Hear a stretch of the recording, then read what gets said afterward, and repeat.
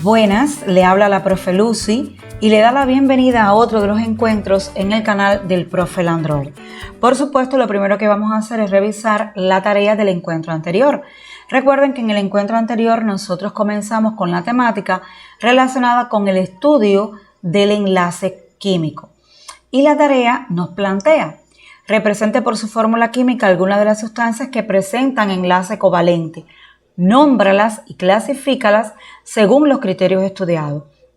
Recuerden que nosotros aquí solamente hacemos referencia al enlace covalente, pues fue al enlace que le dedicamos estudio en el encuentro anterior. Los ejemplos que les traigo, no se preocupen, ustedes vayan revisando y con los ejemplos que ustedes han propuesto, van consultando con los que yo les propongo acá. Difluor, y recuerden que nos pide el nombre y su fórmula química. El nombre y su fórmula química es un no metal, razón por este subíndice de acá, recordemos, y el prefijo. Simple, que ahí lo estaríamos clasificando según su composición, y es una sustancia que está formada por moléculas. El monóxido de carbono ya es un óxido no metálico, compuesta y está formada por moléculas. El ácido fosfórico, un hidróxido no metálico, una sustancia compuesta y formada por moléculas. Y el cloruro de hidrógeno, un hidruro no metálico, compuesta y formada por moléculas. Así que pienso que ustedes también hayan acertado en esta tarea. Acá les presento una imagen que representa una de las películas preciosas. A mí me gustó mucho en su tiempo, en el momento. Yo pienso que unos cuantos de ustedes la hayan visto y aquí está el título, Titanic. Pero quiero enfocarme en una de las escenas de esa película. En el momento en el que el barco choca con un iceberg, que es lo que provoca que este barco se hunda. Este iceberg que nosotros estamos observando acá no es más que agua en estado sólido. Y ahora ustedes se preguntarán, bueno, ¿y por qué el barco chocó con ese iceberg? El iceberg estaba flotando. Esa respuesta la veremos en el encuentro de hoy. ¿Por qué razón? Porque sí vamos a continuar estudiando el enlace químico, pero hoy vamos a estudiar el agua como una de las sustancias más sorprendentes de la naturaleza y como una de las sustancias que presenta el enlace covalente. Y vamos a responder a por qué razón el comportamiento de esta sustancia que es tan atípico con respecto a las sustancias con estructura semejante. Acá traemos algunas de las propiedades físicas. Recuerden que las propiedades físicas, ahí encontramos algunas como la temperatura de ebullición, la temperatura de fusión, son aquellas propiedades que la sustancia puede cambiar. Por ejemplo, en el caso de la temperatura de ebullición y la temperatura de fusión de estado de agregación, pero sigue siendo la misma sustancia, como en el caso acá del agua. Por ejemplo, la temperatura de ebullición. Cuando nosotros la determinamos, cuando la sustancia pasa de estado líquido a estado gaseoso.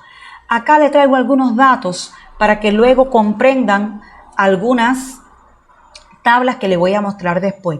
Por ejemplo, el agua hierve. Cuando nosotros utilizamos esta palabra hierve, es que pasa de estado líquido a estado gaseoso a 100 grados y a una temperatura de 101,325 kilopascal de presión.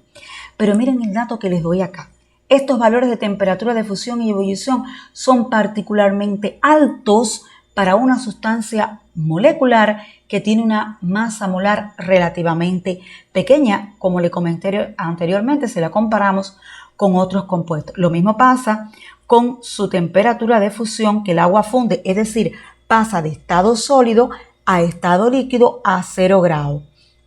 Aquí tenemos otras de las propiedades, que es el calor específico, capacidad calorífica, que tiene este valor de acá. Después ustedes, con mucho más calma, leen lo que le planteo acá en la diapo, pero en esencia no es más que, es decir, que es para elevar la temperatura a 1 gramo de agua en 1 grado Celsius. se requiere, fíjense, más energía mediante el calor que para las demás sustancias referidas en la figura que les voy a mostrar a continuación. La capilaridad. Esta es una propiedad que se manifiesta en la tendencia del agua a subir por sí misma en contra de la fuerza de gravedad a través de un tubo capilar. Por supuesto, es una propiedad aprovechada por las plantas para transportar por los vasos capilares las sustancias nutritivas, desde las raíces hasta las hojas y los frutos. Y la densidad.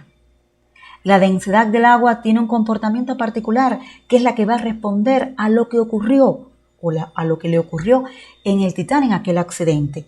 ¿Por qué razón? Pues la mayoría de las sustancias se contraen cuando se congelan. Sin embargo, ella es una de las pocas sustancias en el planeta que al congelarse aumenta de volumen, disminuyendo de este modo su densidad. Vamos a ver rapidito esta imagen que les muestro acá. Miren la temperatura de fusión. Miren la temperatura de fusión del agua. Sin embargo, miren el resto de los valores de temperatura de fusión de los otros compuestos de acá. Miren, completamente diferente.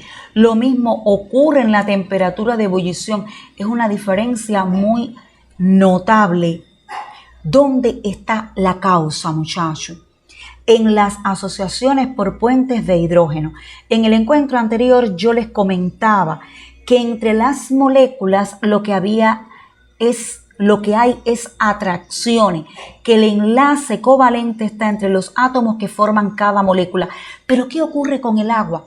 Que en el agua no hay cualquier atracción. Son atracciones mucho más fuertes que las atracciones intermoleculares que vemos en el resto de las moléculas, que en muchas bibliografías se le plantea como enlace por puente de hidrógeno. ¿Por qué razón? Porque son atracciones sumamente fuertes con respecto a las otras atracciones que se ven en el resto de las moléculas que recién le estaba comentando. Acá les pongo lo que ocurre en cuanto a la densidad. ¿Y por qué? ¿Por qué razón? Cuando esa sustancia en estado sólido flota el hielo, que fue lo que pasó, el iceberg que hizo, flotó inmensamente grande, pero flotó. Y ustedes dijeron, bueno, tiene que depositarse en el fondo del mar. Para nada, él estaba flotando. Y aquí, muchachos, está la respuesta.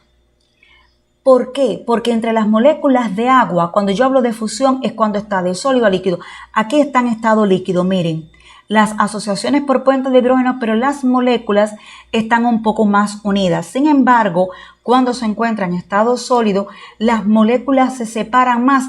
¿Por qué razón? Porque acá en estado líquido las moléculas se mueven más y en estado sólido tienen una posición fija y hay un mayor espacio entre ellas. Si hay un mayor espacio, entonces quiere decir que ocupa un mayor volumen. Y recuerden que la densidad es una magnitud que relaciona a la masa sobre el volumen. Y si el volumen aumenta, es decir, el volumen y la densidad son inversamente proporcionales, si el volumen aumenta, la densidad va a disminuir. Por tanto, esa es la razón que el agua en estado sólido tiene menor densidad que en estado líquido. También es la razón, por supuesto, que el hielo flota en el agua líquida. Por supuesto, acá le dejo la tarea. Es un tema, muchachos, muy rico, el tema del agua.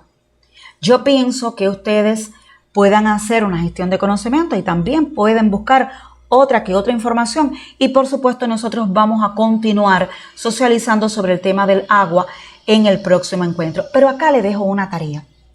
Una tarea que, por supuesto, recuerden, como siempre les digo, cómo llevar la química a explicar cada una de las situaciones cotidianas que ocurren a nuestro alrededor.